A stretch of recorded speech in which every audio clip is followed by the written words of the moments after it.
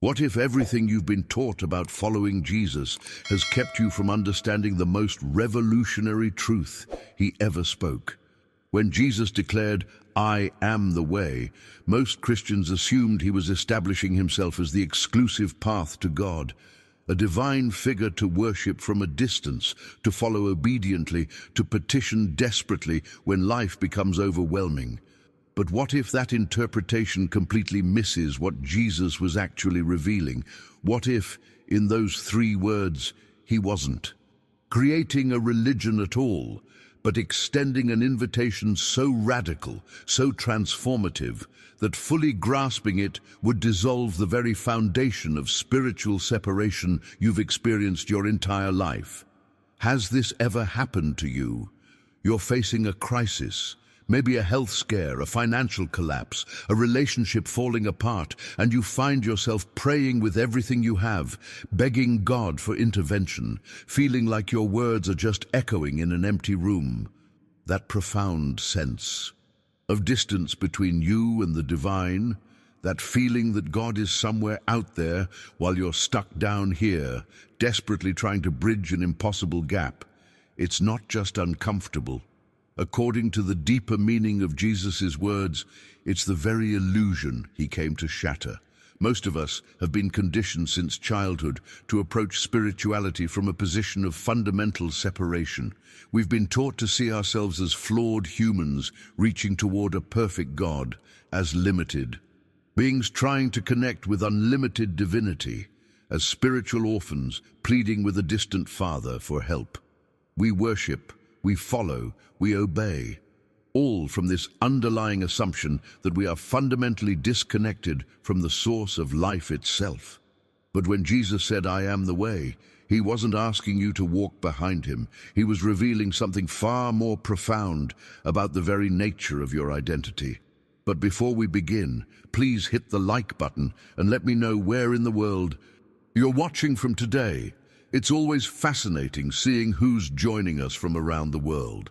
And if you haven't already, make sure to hit that subscribe button and turn on the notification bell so you don't miss any of our future videos. Here's what most people never discover. When Jesus boldly proclaimed, "You are gods," in John 10:34, he wasn't speaking metaphorically. He wasn't making some poetic exaggeration or claiming special status only for himself. He was unveiling a universal, spiritual truth so revolutionary that religious institutions have spent 2,000 years obscuring it, diluting it, explaining it away. Why? Because if you truly understood what Jesus meant, if you genuinely grasped the implications of his declaration, it would completely transform not just your theology, but your entire experience of existence.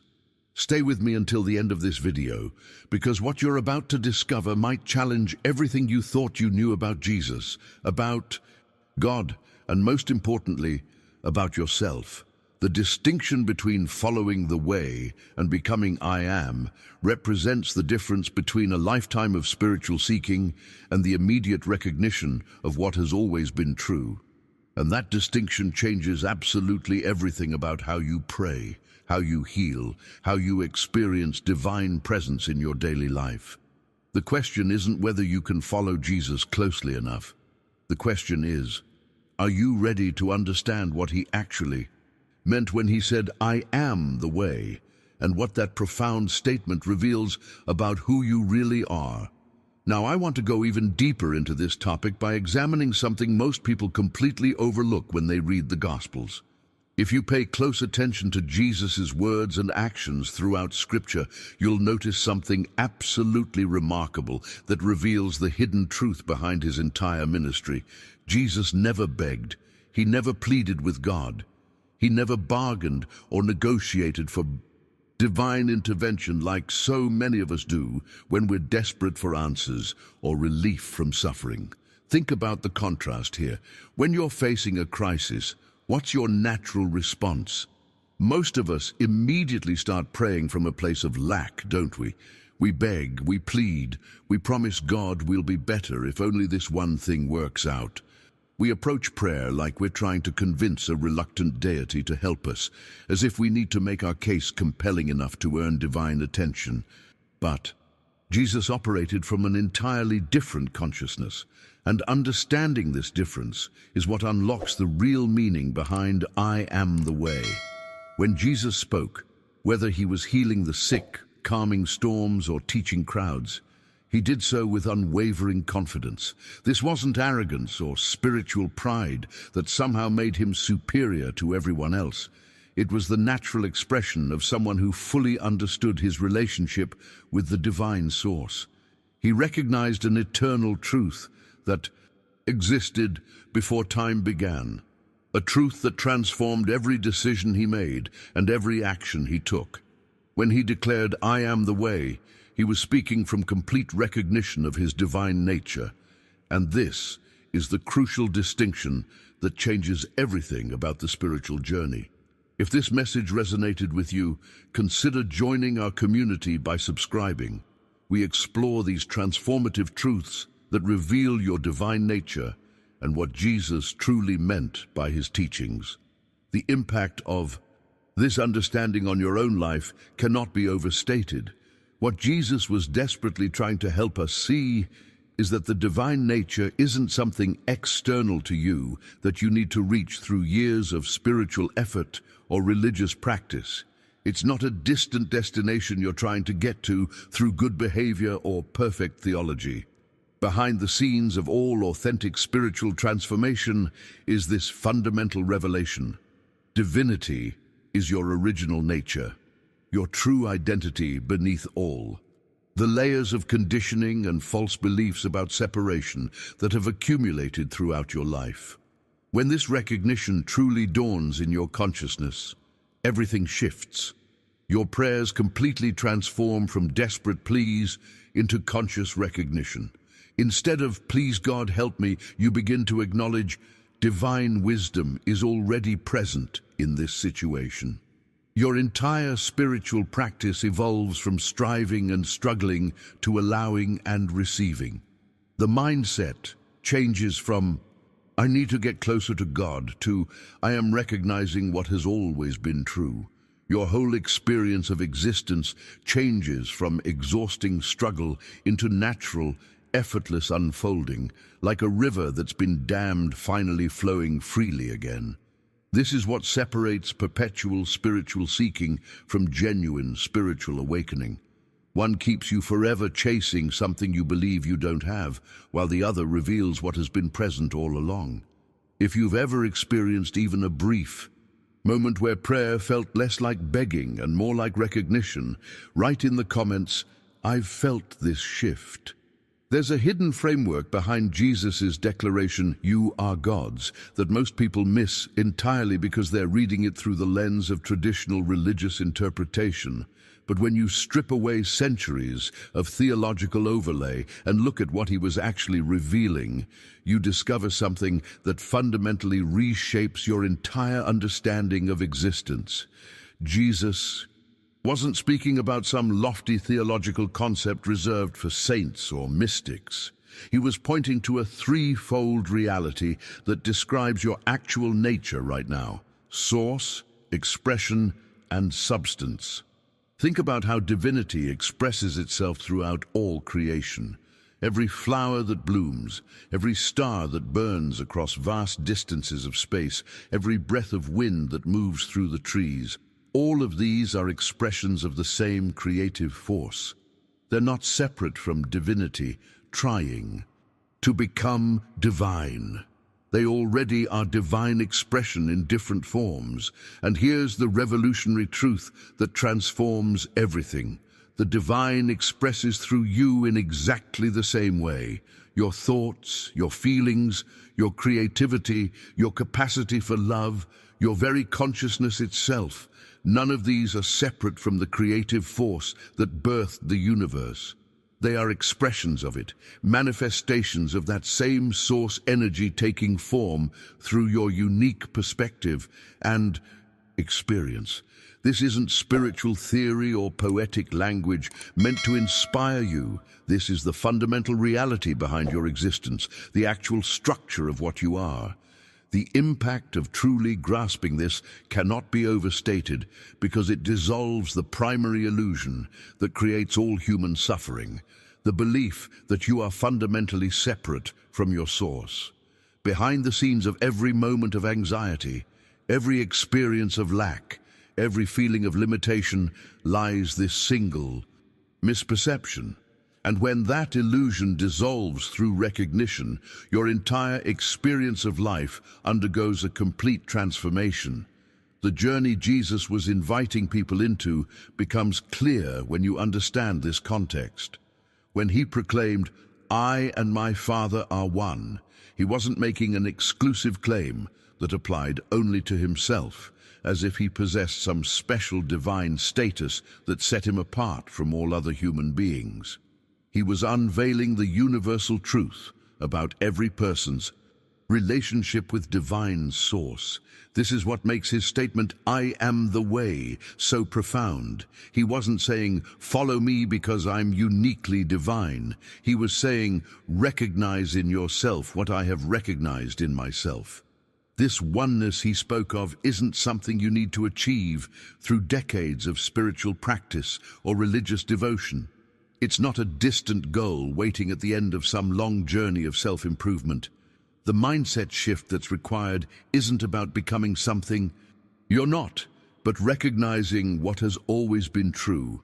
This oneness is the very foundation of your existence, present right now in this moment, whether you're aware of it or not. When Jesus said, "I am the way," he was pointing to this consciousness of oneness as the path itself, the revelation that dissolves separation and reveals the truth of your identity. If this understanding is beginning to shift something in how you see yourself, type in the comments, "I am divine expression." Let me share a metaphor that makes this entire concept crystal clear, because once you truly see this, you can never unsee it. Imagine standing on a beach, watching the vast, boundless ocean stretching to the horizon. You see countless waves rising and falling, each one unique in its shape, its height, its movement. Now here's the question that unlocks everything. When you look at a wave, what are you really seeing?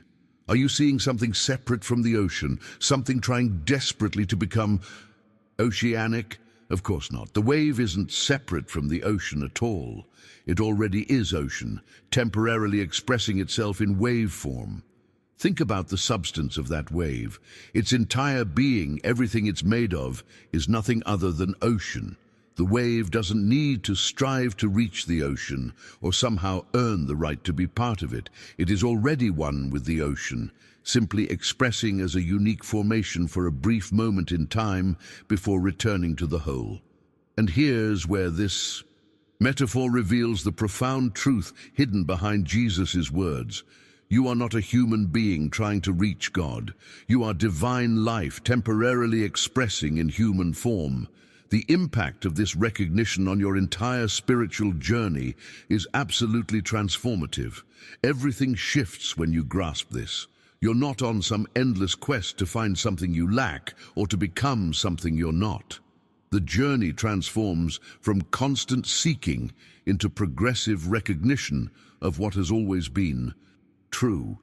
Behind the scenes of this transformation is a fundamental shift in how you make decisions, how you approach challenges, how you experience every moment of your existence. Prayer completely changes its nature when this understanding takes root in your consciousness.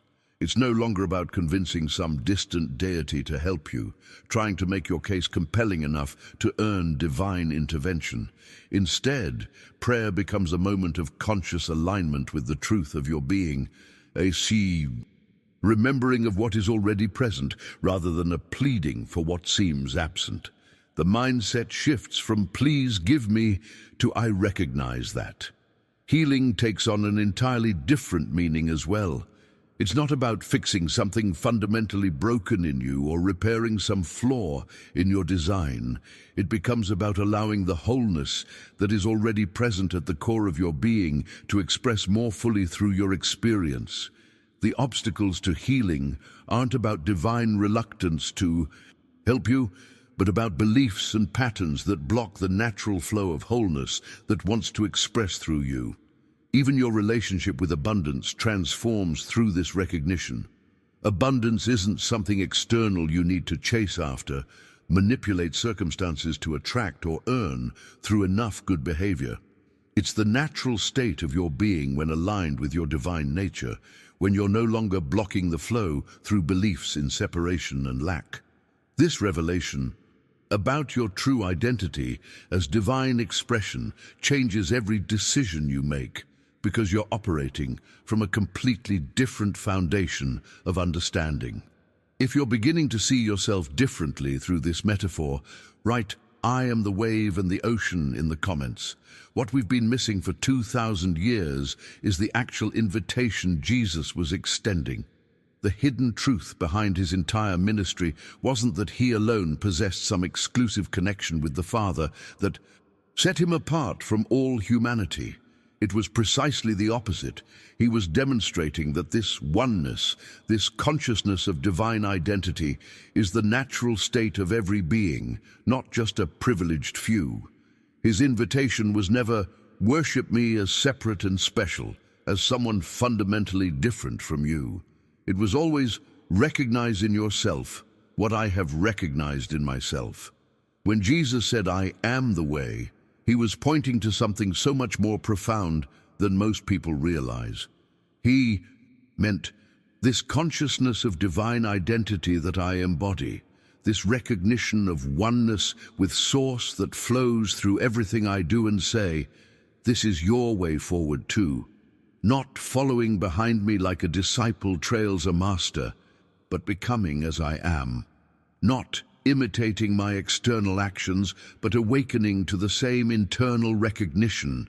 This revelation completely transforms the very nature of the spiritual journey itself, shifting it from external imitation to internal awakening, from seeking outside yourself to discovering what has always been present within. The impact of this understanding becomes even more clear when you look at what creates human suffering in the first place. Joel Goldsmith, one of the great mystical teachers of the 20th century, revealed something that cuts right to the heart of the human condition. He taught that grasping your divine nature dissolves the root cause of all human suffering, and that root cause is singular: the belief in separation. Think about that revelation for just a moment and let it sink in. Every experience of pain, every moment of anxiety, every sense of lack and limitation you've ever felt, all of it stems from this single misperception that you are somehow separate from your divine source. If this is shifting how you see yourself, a quick tap on the like button helps others searching for this truth find their way here. Behind the scenes of all human struggle is this fundamental illusion of disconnection. When you believe you're cut off from Source, everything becomes a struggle. You feel like you need to earn love, fight for resources, protect yourself against a hostile universe, prove your worth to an indifferent cosmos. The decisions you make from this consciousness of separation create experiences that reinforce the very separation you fear. It's a self-perpetuating cycle that keeps you trapped in patterns of seeking, striving, and suffering. But when you begin living from the consciousness that the divine is your actual source and substance, not just poetically or metaphorically, but literally, as the very foundation of your being, everything changes. The transformation isn't just philosophical or theoretical, it's experiential, practical, immediate. Your relationship with life itself undergoes a fundamental shift because you're no longer operating from the mindset of separation that creates all those painful experiences in the first place. The journey transforms from endless seeking into progressive awakening from desperate grasping into peaceful allowing. If this is resonating with you and you're beginning to see how separation thinking has shaped your experience, write "separation is the illusion" in the comments. Let me show you something that will completely change how you approach prayer and your entire relationship with the divine. Consider the stark contrast between two people facing the exact same challenge, but operating from completely different levels of consciousness. The first person, who perceives divinity as distant and separate, naturally prays from that mindset. "Please, God, help me with this problem. I need you to intervene. I can't handle this alone." Their entire approach stems from a consciousness of separation, lack, and dependency on an external power that may or may not choose to help them. Every word, every plea, reinforces the very separation they're trying to bridge. But someone who has awakened to the truth that Jesus revealed, when he said, "You are gods," prays in an entirely different way. Their prayer isn't about begging an external deity for intervention or trying to convince some distant judge to rule in their favor. Instead, it's about recognizing what's already present. They acknowledge that divine wisdom isn't something distant they need to acquire or earn through enough pleading. It's already present within them as their true nature and inheritance. The transformation in how they approach the same challenge is profound, because the mindset behind their prayer is fundamentally different. This isn't just a subtle shift in wording. It's a complete revolution in consciousness that changes the entire energy and effectiveness of your spiritual practice. Behind the scenes of this difference is a recognition that either reinforces separation or dissolves it. When you pray from separation consciousness, you're actually strengthening the very illusion that creates your suffering. When you pray from recognition consciousness, you're aligning with the truth that sets you free. The hidden truth becomes even more obvious when we examine how Jesus approached healing throughout his ministry. Here's what's remarkable. Jesus never begged God to intervene from some distant heaven. He never pleaded for divine assistance as though it was separate from him, external to the situation, something that had to be called down or convinced to show up. Instead, he simply acknowledged the divine presence right there in the situation. He recognized a fundamental spiritual principle that changes everything. Where divine presence is acknowledged, wholeness must naturally express. Where divinity flows unobstructed by beliefs in separation, the expression of that divinity is already complete. This wasn't miraculous in the way we typically think of miracles, as if Jesus had some supernatural power to bend the rules of reality. It was the natural manifestation of spiritual law working through someone who fully understood his divine identity. The impact of his healings wasn't about him being special or unique. It was about him demonstrating what becomes possible when you live from recognition rather than separation. The decisions he made in those healing moments weren't based on hoping God would show up, but on knowing that God was already present, already whole, already complete in that very situation. If you're starting to see prayer differently through this understanding, write recognition over pleading in the comments. Here's the breakthrough revelation that changes everything about how you approach your spiritual life and the challenges you face every single day. Divine resources aren't something you need to hunt down, earn through good behavior, or convince to come your way through enough prayer and devotion. They're your inheritance through the simple fact of relationship. Think about how inheritance works in human families. A child doesn't need to beg their parents for DNA, for eye color, for the traits that naturally pass from one generation to the next. These things are inherited automatically through the relationship itself, not through earning or deserving. The same principle applies to your relationship with divine source, but most of us have been conditioned to approach it backwards.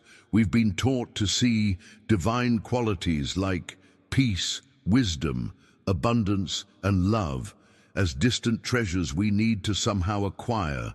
as if they're external to us and we're fundamentally lacking them. But when you grasp what Jesus meant by "I am the way," you realize that divine life isn't something that might flow to you someday if you're finally worthy enough. It's already flowing through you right now, in this very moment. Divine wisdom isn't a distant quality you need to acquire through decades of spiritual practice and study. It's already present within you as your true mind, your original consciousness, before layers of conditioning obscured it. Behind the scenes of this understanding is a complete shift in how you make decisions and approach every situation in your life. You stop operating from a mindset of lack, constantly trying to get something you believe you don't have. Instead, you begin operating from recognition of what's already present, allowing it to express more fully through your experience. The impact of this shift isn't just philosophical.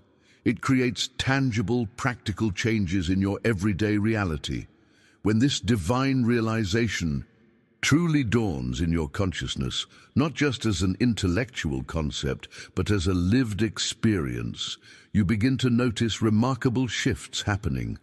Healing happens naturally, not because you've mastered some advanced spiritual technique or memorized the right prayers. It happens because you've remembered the truth of who you are as divine expression in human form. Think about what happens when you remove a dam that's been blocking a river.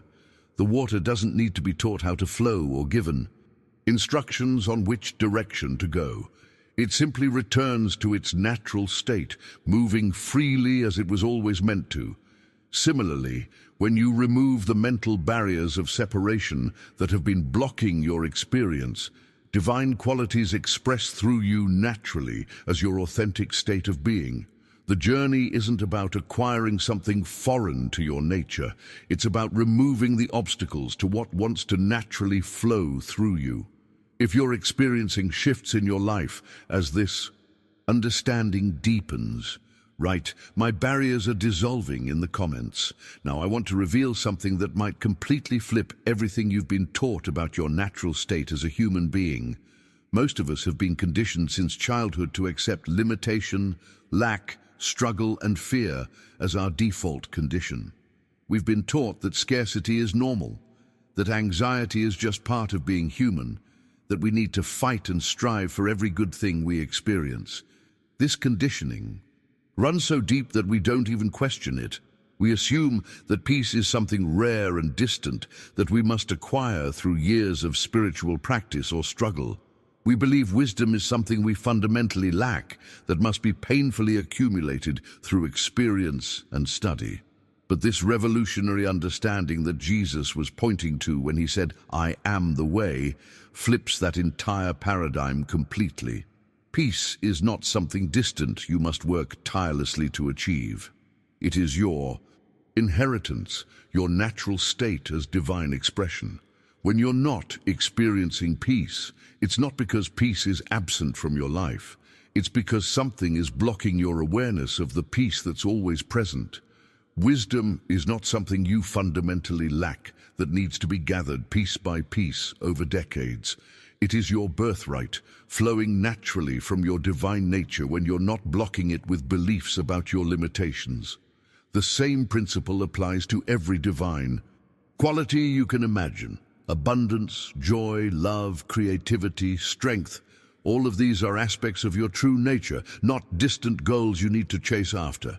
The transformation in mindset here is profound because it shifts you from a consciousness of constantly trying to acquire what you lack to simply recognizing what's already present. Behind the scenes of every moment you experience lack or limitation is a simple misperception blocking your awareness of the abundance that's actually there. The impact of this shift becomes practical when you begin implementing it in your daily life, and it doesn't require complicated techniques or hours of practice. Begin by sitting quietly each morning for just 10 to 15 minutes before your day unfolds. This isn't complicated meditation requiring special breathing techniques or mantras. It's simply quiet recognition. The revolutionary aspect is that you don't ask God for anything during this time. You're not making requests or presenting your wish list. Instead, you simply acknowledge the truth. I am divine expression right now. My breath, my consciousness, my very being in this moment is divine life expressing. Throughout your day, particularly in those moments when you feel yourself straining against circumstances or becoming anxious about outcomes, pause for just a moment.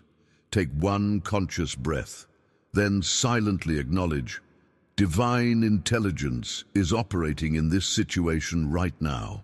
This simple practice creates a remarkable shift in your experience.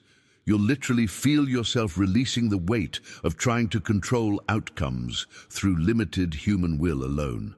If this practice is resonating with you, write, "I choose recognition" in the comments. If you've stayed with me through this entire journey, I want you to know something. This isn't random. The fact that you're here right now, that these words resonated with you, that something inside recognized the truth we've been exploring, that's significant. You're not accidentally stumbling upon spiritual content. You're awakening to what has always been true about you. I share these teachings every week because I've witnessed their transformative power, both in my own life and in the lives of countless others who've embraced this understanding. If this message awakened something in you today, if you felt a shift in how you see yourself and your relationship with the divine, consider becoming part of our community by subscribing. We dive deeper into these life-changing principles that Jesus actually taught, not to follow him from a distance, but to recognize in ourselves what he recognized in himself. And if something within you truly resonated as we explored what "I am the way" really means, I'd love to hear from you. Simply comment, "This was meant for me, so I know this found the right heart at the right time." That gentle tap on the like button helps others discover these transformative teachings, people who might be seeking exactly this understanding right now, wondering if there's more to spirituality than what they've been taught. There's a video right here that takes this understanding even deeper, exploring how to actually embody this divine consciousness in your daily life, especially when facing challenges. Click and continue with me there as we uncover more of what it truly means to live from the recognition that you are divine expression. Joel Goldsmith sat in profound meditation one ordinary morning, when suddenly the entire structure of his religious understanding shattered into 1,000 pieces.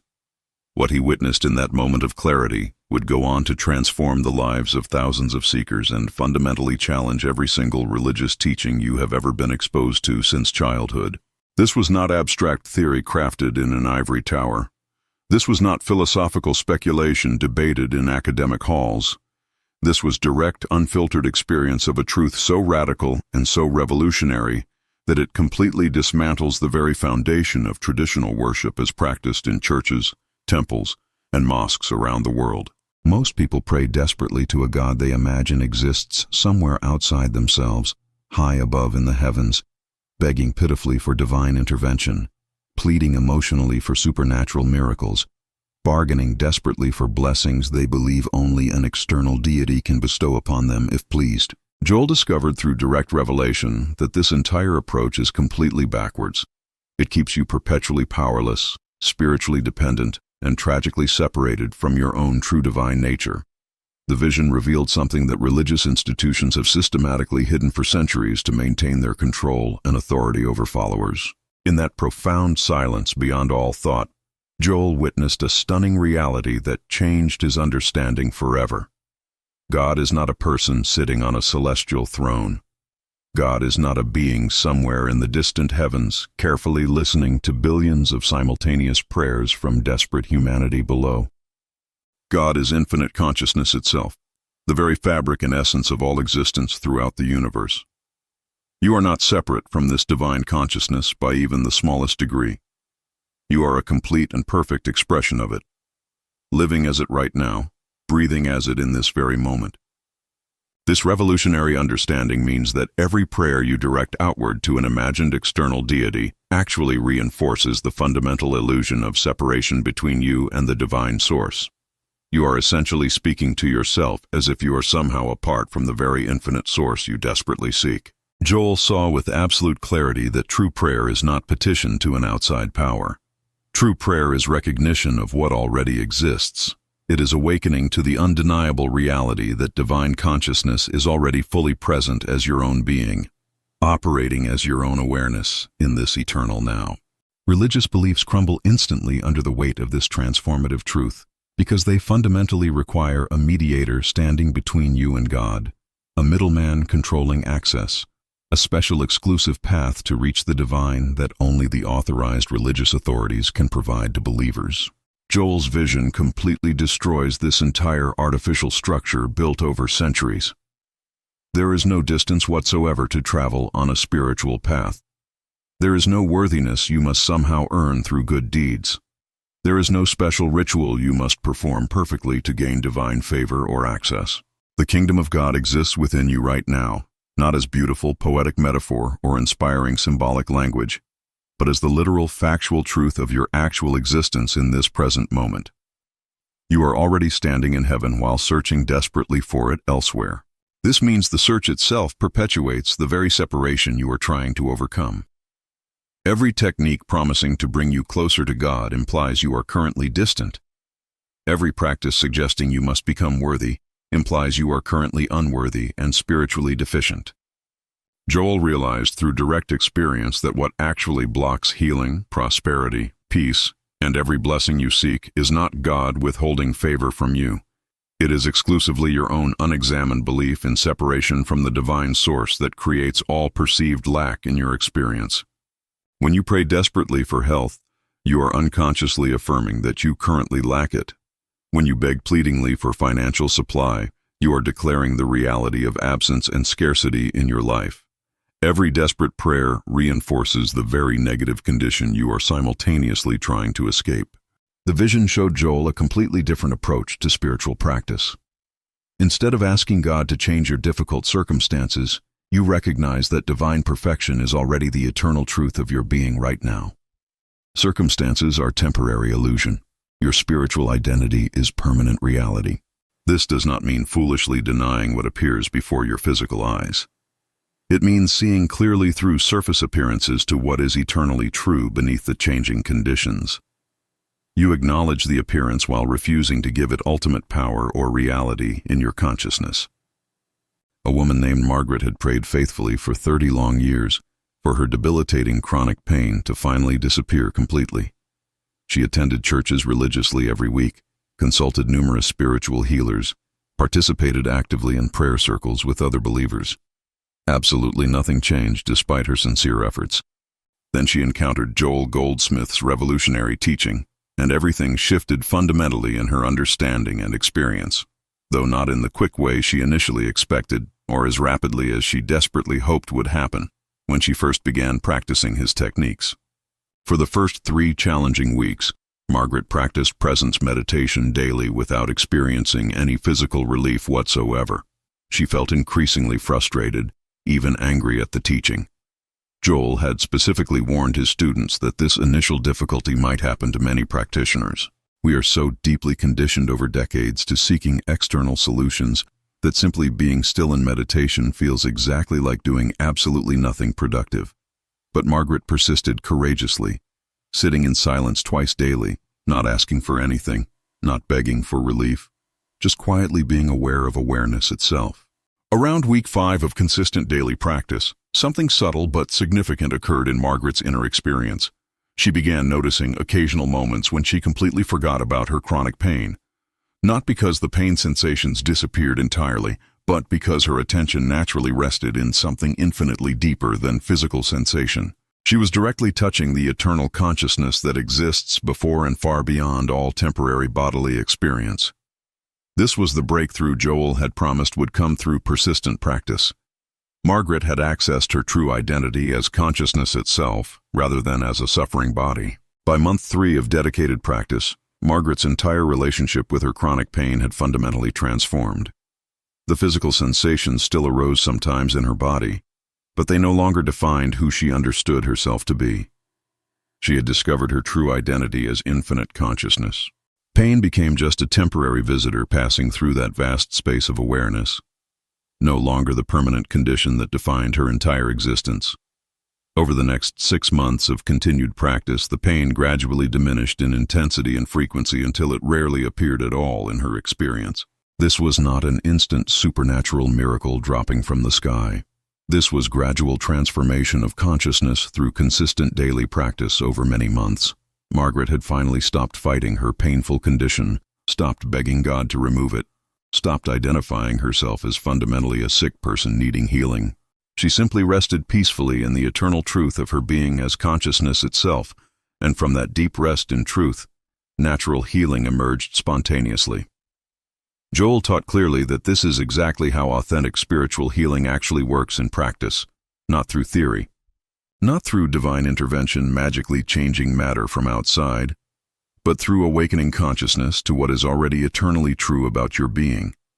When you truly know yourself as infinite consciousness rather than limited body, the body naturally reflects that deeper knowing in its condition. Margaret's complete healing came exclusively from recognition of truth, not from any external power granting her a special favor.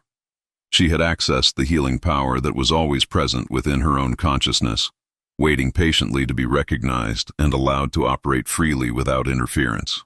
Another dedicated student named Robert faced complete financial collapse. His business failed catastrophically, overwhelming debts mounted daily, and absolute panic consumed his every waking thought. Traditional religious prayer only increased his anxiety because every desperate plea for money confirmed his deep belief in lack. He was unconsciously reinforcing poverty consciousness with each desperate prayer begging for supply. Joel's teaching seemed completely impossible to Robert at first. How could simply being still in meditation possibly pay mounting bills? But he had already tried everything else without success. So Robert committed fully to the practice despite his doubts. Twice daily, he sat in complete silence, consciously releasing all thought of money, debt, or need. He practiced recognizing infinite abundance as the fundamental nature of consciousness itself, regardless of his bank account balance. The first month brought absolutely no external change in his circumstances, and Robert's anxious mind screamed constantly that this spiritual practice was not working at all. But Joel had taught him to persist faithfully beyond appearances, to practice recognition regardless of circumstances. Robert continued daily despite seeing no results. If these transformation stories inspire you, like this video to help others find these teachings, subscribe for more Joel Goldsmith wisdom, and comment which healing journey resonated most with you. Beyond stillness meditation, Joel taught a powerful complementary technique called releasing the world. Throughout your busy day, whenever anxiety arises about any situation, pause immediately. Consciously release your mental grip on whatever concerns you. Say silently with intention, I release this situation completely to divine consciousness. This practice is not giving up on life or becoming irresponsible. It is giving over your concerns to something infinitely wiser than your limited personal worry and mental calculation. Most people clutch their problems tightly, turning them over constantly in anxious thought, trying desperately to solve everything through mental effort alone. This creates exhausting tension throughout your entire being. Joel discovered through direct experience that when you genuinely release concern, intelligence far beyond your limited thinking begins operating freely. Solutions appear spontaneously that your worried mind could never have conceived or manufactured through effort. This release is not a one-time event. It is a practice you must repeat dozens of times throughout each day. Every single time fear arises, consciously release it. Every time you catch yourself trying to control outcomes, deliberately let go completely of that controlling energy. Another powerful technique Joel used extensively is recognizing the nothingness of appearances. When facing any challenge, whether serious illness, intense conflict, or financial lack, practice seeing it as temporary appearance rather than ultimate reality. Say firmly to yourself, this appearance has absolutely no power. Only consciousness is true power. This does not mean pretending naively that problems do not exist in your experience. It means seeing them correctly for what they actually are. Everything in the material world is constantly changing, temporary, effect rather than cause. The only true cause operating anywhere is consciousness itself. When you stop giving power to appearances by consistently recognizing their temporary nature, they gradually lose their controlling hold over you completely. Joel watched students transform supposedly chronic conditions by persistently practicing this simple recognition over extended periods. One woman with a supposedly incurable medical diagnosis refused to give that diagnosis ultimate reality in her consciousness. She fully acknowledged the appearance without denying what doctors said, but she absolutely refused to bow to it as permanent truth about her being. Joel also taught the critical importance of recognizing one power operating throughout all existence. Traditional religion teaches dualism: God versus evil, good versus bad, spirit versus matter, light versus darkness. This creates constant, exhausting warfare in consciousness between opposing forces. Joel's vision revealed there is only one power, one presence, one infinite consciousness operating throughout all existence. Everything else is fundamental misperception of reality. When you live consistently from one power consciousness, fear loses its paralyzing grip on your life. If only God exists as infinite consciousness, then what is there actually to fear? Evil has no power because it has no true source. It is simply the absence of recognition, like darkness is merely the absence of light. You do not fight darkness directly, you simply turn on light. This is radical teaching that completely dismantles religious fear-mongering about devils and demons. No devil can threaten you because there is no opposing power to infinite consciousness. No evil force can oppose God's presence because only God is present everywhere. Joel emphasized strongly that these techniques work together synergistically. You practice stillness meditation daily to anchor deeply in consciousness. You release concerns as they arise throughout the day. You recognize appearances as temporary and powerless. You live from one power awareness consistently. Together practiced consistently, these create a transformed consciousness that naturally expresses as harmony in your daily experience. This is not overwhelming complexity requiring years of study.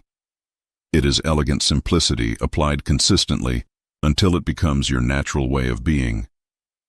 You are not learning elaborate rituals or memorizing sacred texts. You are practicing presence, release, and recognition until they become your automatic response to life. This is the mystical life Joel lived and taught successfully to thousands of students worldwide. The profound beauty of Joel's vision is its complete accessibility to everyone. You do not need years of academic study, special initiations, or religious authority approving you. You need only genuine willingness to practice daily, patience with the gradual process, and persistence when appearances suggest it is not working at all. But we must be completely honest about the challenges every practitioner faces. Many people practice these techniques faithfully for weeks and see absolutely no external change whatsoever in their circumstances. Frustration builds steadily. Doubt creeps in insidiously. The mind screams that this is not working. The anxious thinking mind insists that you are wasting valuable time, that you should return immediately to traditional prayer or give up entirely on spiritual approaches. Joel himself experienced this exact frustration before his major breakthrough into clear consciousness. He sat in meditation for extended periods, feeling absolutely nothing, seeing no results, questioning everything he was doing. This is completely normal when transforming consciousness. You are undoing decades of deeply conditioned thinking. You are shifting from separation consciousness to unity consciousness. This fundamental transformation does not happen overnight for most people, despite what some popular teachers promise in their marketing. The key to success is continuing practice regardless of appearances. This is precisely where most people fail and abandon the path. Another major obstacle every meditator faces is the thinking mind. You sit down for meditation and your mind immediately floods with thoughts, worries, plans, memories. You feel like you are completely failing at stillness. Joel taught that this experience is not failure whatsoever. Simply notice the thoughts arising without engaging them emotionally. Let them pass naturally, like clouds drifting across the vast sky of awareness. You are not trying to stop thinking through force. You are recognizing awareness itself, the consciousness that notices thoughts arising and passing. This is subtle but absolutely crucial to understand. When you realize experientially that you are the awareness watching thoughts rather than the thoughts themselves, You have touched your true nature directly. This recognition deepens naturally with continued practice over months. Some days, meditation feels wonderfully peaceful. Other days, your mind races chaotically without stopping. Both experiences are perfectly fine. The practice is not about achieving a particular state. It is about consistently returning to recognition of presence regardless of what appears in consciousness. Physical symptoms can actually intensify temporarily when you begin this consciousness practice. This is not divine punishment or indication of failure. Often, as consciousness shifts fundamentally, the body releases old buried patterns. What was suppressed surfaces to be seen and released completely. Joel called this uncomfortable period the churning that necessarily precedes clarity. It is genuinely uncomfortable but temporary. If symptoms worsen significantly, do not panic or abandon practice. Continue the practice faithfully while getting appropriate medical care when genuinely needed. Joel never taught ignoring practical help available. He taught that spiritual practice works alongside and through all available paths. You treat the body appropriately with medical care while simultaneously recognizing consciousness as the ultimate healing power. Some conditions take many months or even years to transform completely. Some may not change at all in the way you expect, but your relationship to them transforms completely. This is the realistic path few teachers honestly discuss with students. The biggest obstacle practitioners face is expecting God consciousness to serve personal desires. You practice stillness hoping to get what you want: money, health, relationships, success.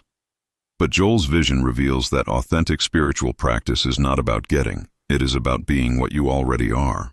When you truly rest in consciousness, personal desires often fade completely or transform beyond recognition. This is deeply uncomfortable truth rarely spoken. You might realize you do not actually want what you thought you wanted. Your values shift dramatically. What seemed important becomes trivial. This can be genuinely disorienting, even frightening. You are dying to your old conditioned identity, which feels like devastating loss, even though it is actually liberation happening. The path is not about manifesting desires. It is about transcending the limited self that has those desires. When you live from consciousness rather than from conditioned personality, life unfolds in ways far beyond what your limited thinking could ever plan or imagine. But you must be willing to surrender control completely. This surrender is what most seekers ultimately refuse to do. If these challenge-breaking techniques speak to your heart, like to support this content, subscribe for advanced spiritual practices, and comment which obstacle are you ready to transform now. Advanced practice means bringing this consciousness into daily life, not keeping it confined to your meditation cushion. A businessman named Thomas practiced stillness beautifully in morning meditation sessions, then immediately became aggressive and fearful in business dealings. Joel taught him that real practice is maintaining consciousness throughout activity. Thomas learned to pause before entering difficult meetings. Just 30 seconds of internal stillness, consciously recognizing divine consciousness as the only presence in the room. This simple practice changed everything about his business experience. His negotiations became cooperative rather than combative. His decisions improved dramatically because he was accessing wisdom beyond limited thinking. He was bringing meditation consciousness into practical manifestation. This is the integration Joel emphasized repeatedly. Spirituality is not escape from the world into isolated contemplation. It is living fully in the world from a completely different foundation of being. You engage fully in life while knowing yourself as consciousness rather than as vulnerable personality. This takes years of dedicated practice but transforms every single area of experience. A teacher named Linda struggled constantly with difficult students and crushing administrative pressure. She practiced Joel's techniques and initially felt more frustrated because she expected external situations to change immediately. Joel would have reminded her, "Practice changes you first, then circumstances reflect that change gradually." Linda persisted faithfully for an entire school year without seeing dramatic changes. Slowly, she noticed she remained calm when students were disruptive. She responded with wisdom instead of reacting with anger. The students themselves began responding differently to her changed energy. By year's end, her classroom had transformed completely. This is practical mysticism in action. Linda did not leave teaching for a monastery. She brought consciousness to teaching. Her job did not change. She changed fundamentally. And from that change, everything in her environment shifted. This is how spiritual practice works in real life, through patient application in ordinary circumstances over extended time. No dramatic miracles, just gradual transformation of consciousness, expressing as changed circumstances. Joel himself faced vicious attacks from religious authorities who called his teaching dangerous heresy, threatening true faith. How did he respond to these attacks? With complete non-resistance. He did not defend himself, argue back, or fight against them. He simply continued teaching those who were ready. He released all others to their own consciousness path without judgment or condemnation. This non-resistance is not weakness or passive acceptance. It is ultimate strength. When you know yourself as consciousness, no human opinion can threaten you. Criticism passes through without sticking. Praise does not inflate you. You are established in something that external circumstances cannot touch or diminish in any way. Advanced practitioners develop this immunity to both praise and blame. You do what consciousness moves you to do, then release outcomes completely. Some people will love you deeply. Others will hate you intensely. Neither matters because you are not seeking validation from the world. You are living from an internal foundation that is completely unshakable by external circumstances. The ultimate advanced practice is living in continuous recognition throughout all activities. Throughout your day, in every single activity, you maintain awareness that divine consciousness is the only presence, the only power, the only reality. Eating, working, speaking, resting, all become meditation when done with this recognition. Joel lived this way constantly in his later years after decades of practice. He did not separate sacred activities and secular activities. Everything was sacred because everything was consciousness expressing itself. A business transaction was as holy as a meditation. A conversation was as divine as a prayer. This is the mystical life fully realized and embodied. You do not achieve this overnight through weekend workshop. It is a gradual deepening over years of dedicated practice. But even brief glimpses of this continuous recognition change everything. When you touch it even briefly, you know beyond all doubt that Joel's vision is absolutely true. God is not elsewhere in some distant heaven. God is here, now, as the very consciousness reading these words in this eternal moment. Now you understand why Joel's vision destroys religious beliefs so completely. It removes every structure organized religion depends on for its existence and authority. No need for priests as intermediaries between you and God. No requirement for buildings, elaborate rituals, or ceremonies. No special holy days more sacred than others. No sacred texts more important than direct experience itself. This does not mean those things are wrong or harmful. It means they are completely unnecessary for spiritual realization. If they help you remember to practice presence, use them freely. But do not confuse the pointing finger with the moon it points toward. Do not worship the menu instead of tasting the actual meal. Direct experience of consciousness is available right now without any religious framework whatsoever. Some will call this heresy and blasphemy. Let them. Joel was called heretic too. Truth does not require defense. It simply is. Those ready to hear will recognize it immediately. Others will continue their religious paths, and that is perfectly fine. What replaces religious belief is direct knowing beyond doubt. You do not believe God is present. You experience presence itself directly. You do not have faith in divine power. You recognize power as the very essence of your own consciousness. This knowing cannot be shaken by doubt. This is not mental concept or belief system. It is lived reality. This knowing grows through dedicated practice. First, intellectually, you understand the teaching. Then, occasionally in meditation, you touch the reality beyond words. Eventually, that reality becomes your constant experience underlying all activity. This progression takes time for most people, often years of dedicated practice. Joel's students who persisted reported profound transformation not measured in circumstances healed, but in fundamental shift of identity. They no longer experienced themselves as vulnerable humans hoping God might help them. They knew themselves as consciousness itself, and from that knowing, life unfolded harmoniously. This is the promise of mystical Christianity, as Joel taught it. Not belief in doctrines, but direct knowing of truth. Your new perspective is this foundational truth. You are not a person who has consciousness. You are consciousness having a human experience. This is not abstract philosophy or poetic metaphor. This is the literal truth of your being right now. Everything you have called yourself, your name, your history, your personality, is temporary appearance in eternal consciousness. From this perspective, death loses its terror. How can consciousness die? Bodies appear and disappear, but the awareness that animates them is eternal. Problems lose their overwhelming weight. How can temporary circumstances threaten infinite being? You begin living with lightness even while taking responsibility seriously. This is liberation Joel offered. Not escape from life, but freedom within life. You still pay bills, maintain health, nurture relationships, work meaningfully. But none of it defines who you are. None of it can ultimately harm your true being. You are playing in the world while knowing yourself as consciousness that transcends the world completely. Joel Goldsmith's vision was elegantly simple yet utterly revolutionary. Stop seeking God and recognize you are the presence you seek.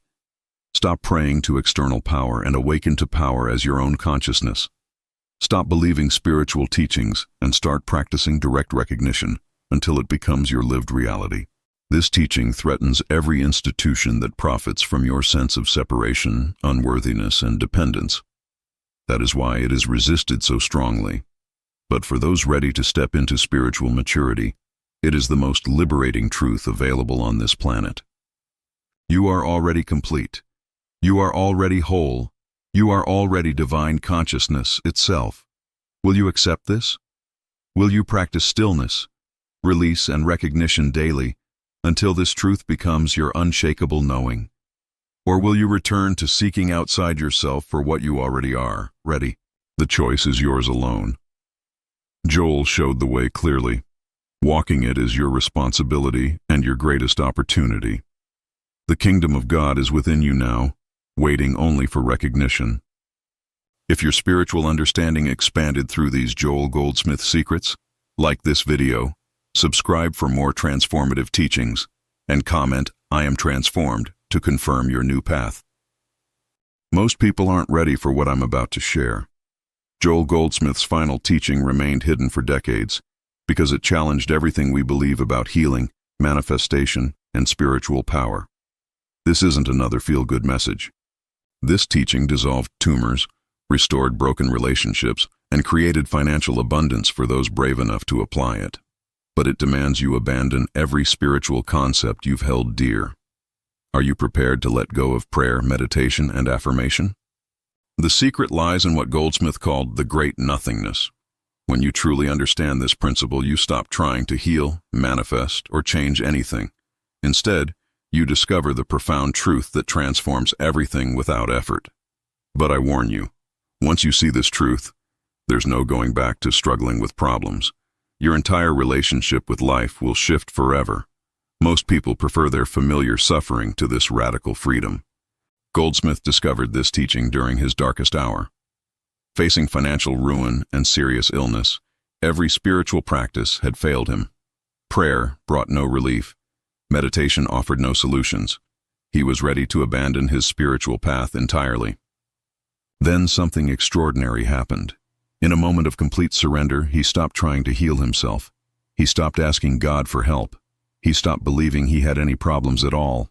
In that instant of absolute stillness, everything changed. The illness vanished. The financial crisis resolved. But more importantly, he realized the shocking truth. There was never anything wrong in the first place. The problem was his belief in problems. The struggle was his fight against what is. This revelation became his most guarded teaching because it destroys the spiritual marketplace. When you need nothing, seek nothing, and fix nothing, what is left to sell? Only the truth of your perfect, untouchable being. Here's what makes this teaching dangerous. It reveals that every spiritual technique you've learned is actually reinforcing the very problems you're trying to solve. When you pray for healing, you affirm sickness. When you visualize abundance, you confirm lack. Goldsmith called this the trap of spiritual materialism. We use God like a cosmic vending machine, feeding it prayers and expecting miracles. But divine consciousness doesn't work for you. It works as you. There's no separation to bridge. The moment you stop trying to demonstrate supply, health, or love, they naturally express as your experience, not because you've earned them or manifested them, but because they are the very fabric of your being. You don't get love, you are love. This understanding eliminates all spiritual effort. No more techniques, no more struggling, no more waiting for results. Just the recognition of what you already are, perfect, whole, and lacking nothing whatsoever. The great nothingness isn't emptiness. It's the absence of all human concepts about God, life, and yourself. When you stop knowing what anything means, when you release every definition and belief, something miraculous emerges from the silence. Goldsmith taught that in this space of unknowing, divine intelligence operates freely. Without your mental interference, life organizes itself perfectly. Problems dissolve because there was no one there to have problems. Needs disappear because wholeness was never absent. This isn't positive thinking or denial. It's the recognition that the human sense of life, with its struggles, needs, and limitations, is simply not true. What you are is untouchable by human experience, forever free from all conditions. Most spiritual teachers won't share this because it ends the student-teacher relationship. When you realize you are already that which you seek, what is there left to learn? The search ends in the discovery of what never began. Sarah had been battling chronic fatigue for 15 years. She'd tried every healing modality, spent thousands on treatments, and exhausted herself pursuing wellness. When she heard about Goldsmith's teaching, she was skeptical but desperate enough to try anything. Instead of fighting her condition, she began practicing the great nothingness. Each morning, she would sit quietly and release every thought about her illness, every hope for healing, every fear of staying sick. She stopped identifying as a sick person seeking health. Within weeks, something shifted, not the dramatic healing she'd expected, but a profound peace with her experience. She stopped monitoring symptoms and started living fully despite fatigue. Paradoxically, as she stopped trying to get well, her energy began returning naturally. After 3 months, she realized the fatigue was gone. But more importantly, she discovered something greater than health, the recognition that her true self had never been touched by any condition. She was free regardless of what the body experienced. Marcus was drowning in debt, working 3 jobs just to survive. He'd practiced visualization, affirmations, and abundance techniques for years with minimal results. The harder he tried to manifest money, the deeper his financial hole became. He was ready to give up on spirituality entirely. When he learned about Goldsmith's approach, it made no sense. Stop trying to demonstrate supply? Stop seeing himself as poor? How could that possibly help? But his desperation overcame his doubt, and he committed to this radical experiment. He began each day by releasing every thought about money, bills, and financial security. Instead of affirming abundance, he practiced recognizing that his true nature lacked nothing. He stopped identifying as someone who needed more money. The transformation was subtle but profound. New opportunities appeared effortlessly. People offered help without being asked. Within 6 months, his financial situation had completely reversed, not through struggle, but through the natural flow of good that emerges when we stop blocking it. Linda's marriage was failing. 25 years together seemed to be ending in bitter divorce. She'd tried counseling, prayer treatments, and relationship workshops. Nothing was working. Her husband had already moved out and filed papers. Desperate to save her marriage, she discovered Goldsmith's teaching about the great nothingness. Instead of praying for reconciliation or trying to change her husband, she began releasing every thought about the relationship, every hope for reunion, every fear of divorce. This felt like giving up, but she persisted. She stopped seeing herself as an abandoned wife and stopped identifying her husband as the enemy. She practiced recognizing the perfect spiritual being that both of them truly were, beneath all the human drama. Within 2 months, something miraculous happened. Her husband called, confused by a sudden shift in his feelings. The anger had dissolved, the desire for divorce had vanished.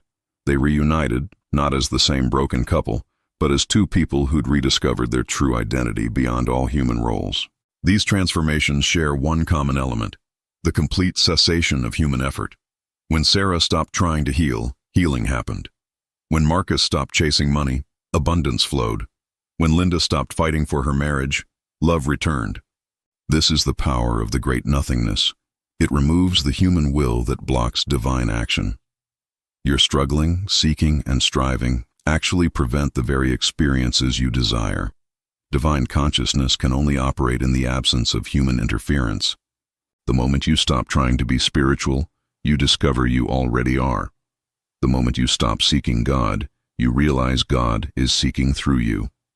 This teaching is dangerous because it destroys the entire spiritual industry built on human effort and divine separation. If these transformation stories inspire you, like this video to help others find these teachings, subscribe for more Joel Goldsmith wisdom, and comment. What healing journey resonated most with you? Beyond the great nothingness lies what Goldsmith called divine indifference. This isn't cold detachment, but the recognition that your true self remains untouched by any human experience, positive or negative. You become indifferent to both problems and demonstrations. This divine indifference eliminates the emotional roller coaster of spiritual seeking. No more celebrating healings or mourning failures. No more feeling blessed when things go well or punished when they don't. You rest in the unchanging awareness that observes all experiences without being affected. When you achieve this state, miracles become natural, not because you've earned them or deserved them, but because divine consciousness expresses itself freely without the interference of human desire or fear. Life flows effortlessly because you're not trying to direct it. Most people resist this teaching because they want to feel special about their demonstrations. They prefer the drama of problems and solutions to the peace of divine indifference. But true freedom lies in needing nothing, wanting nothing, and being satisfied with what is. Goldsmith taught that consciousness is the only power, but not personal consciousness. Divine consciousness expressing as individual awareness. When you stop trying to use your mind to change conditions, divine mind operates through you automatically. This principle revolutionizes prayer. Instead of asking God to change circumstances, you rest in the recognition that perfect consciousness is already expressing itself as your experience. There's nothing to fix because consciousness doesn't make mistakes. Every seeming problem is actually consciousness appearing in a form you don't recognize or approve of. The same divine intelligence that grows flowers and moves planets is orchestrating your life perfectly, even when it doesn't look perfect to human perception. The practice is simple but challenging. In every situation, instead of trying to make something happen, rest in the truth that consciousness is already handling everything perfectly. Your job isn't to heal, help, or improve, just to get out of the way. The third pillar of this teaching is spiritual discernment, the ability to distinguish between divine ideas and human concepts. Most of what we call problems are simply human interpretations of perfect divine activity that we don't understand. Sickness isn't divine consciousness expressing as illness. It's human consciousness misinterpreting divine activity as disease. Lack isn't God withholding good. It's human perception failing to recognize the abundance that's always present. When you develop spiritual discernment, you stop reacting to appearances and start recognizing the divine reality behind every experience. A financial loss becomes redirection toward greater good. An illness becomes an opportunity to discover your untouchable spiritual nature. This doesn't mean denying human experience or pretending problems don't exist. It means seeing through the human appearance to the divine reality that's actually taking place. Every challenge becomes a doorway to deeper spiritual understanding. The final technique Goldsmith shared was conscious union, the practice of recognizing your oneness with infinite consciousness in every moment. This isn't a meditation technique or visualization. It's a way of living from spiritual identity instead of human personality. Throughout your day, instead of identifying as a person having experiences, you recognize yourself as consciousness itself, expressing as individual awareness. You're not someone who has consciousness. You are consciousness appearing as someone. This shift in identity transforms everything.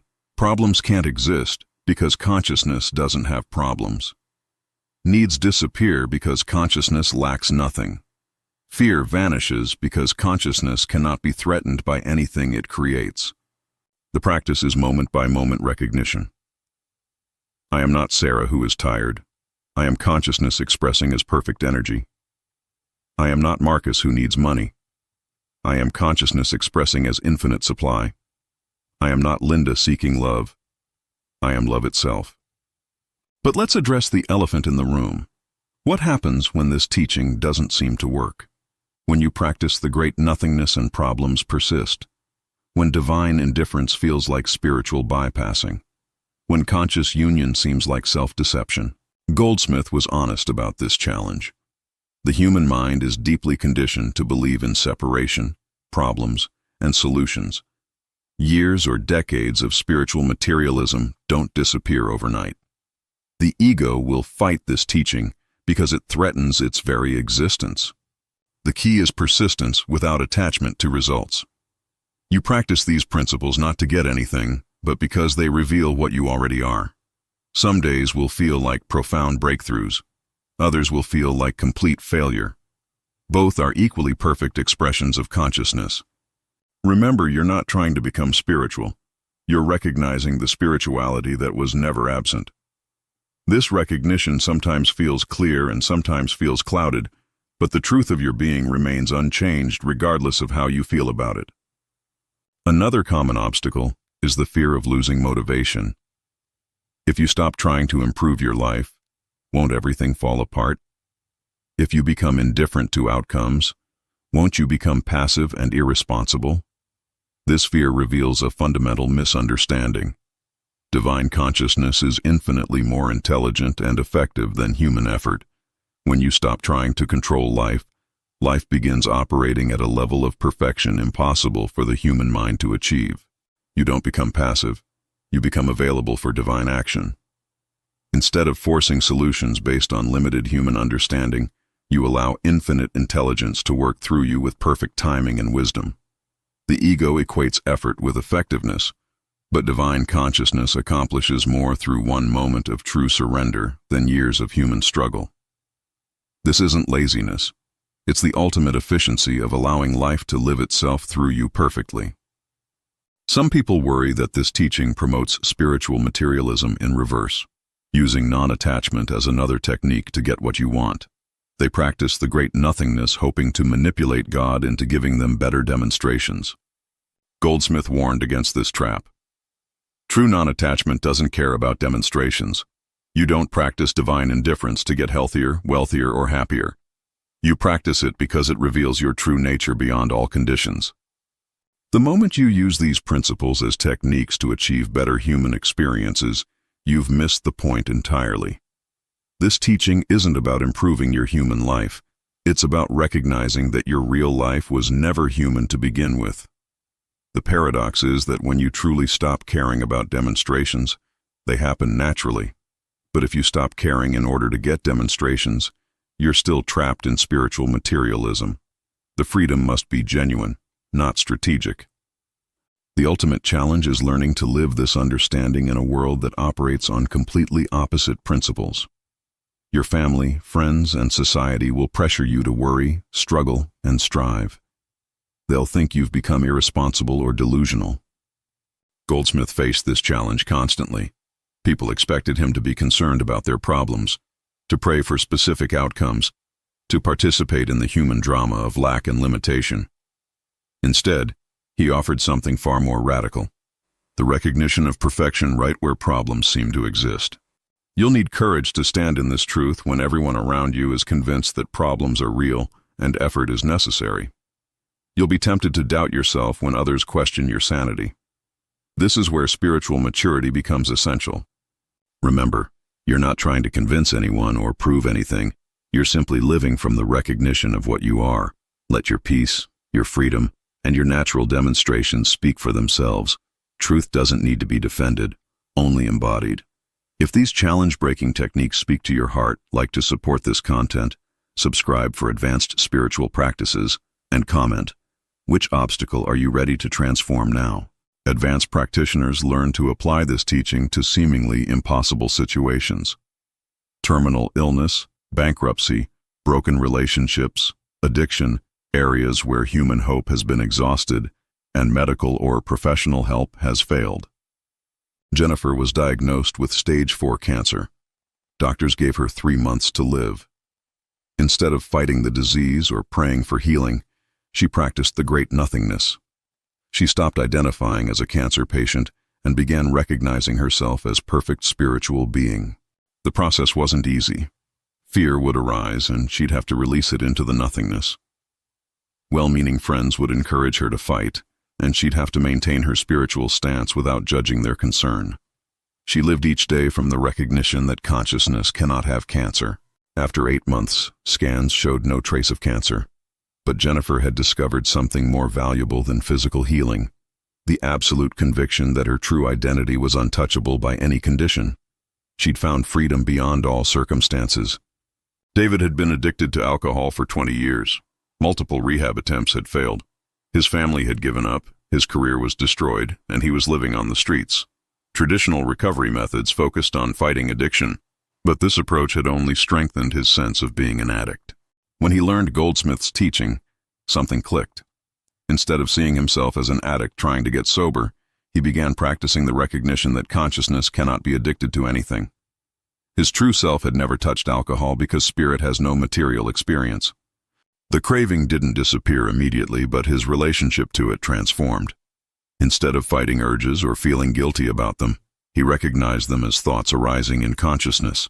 Not his thoughts, not his urges, just temporary appearances in awareness. Over time, the compulsion simply faded.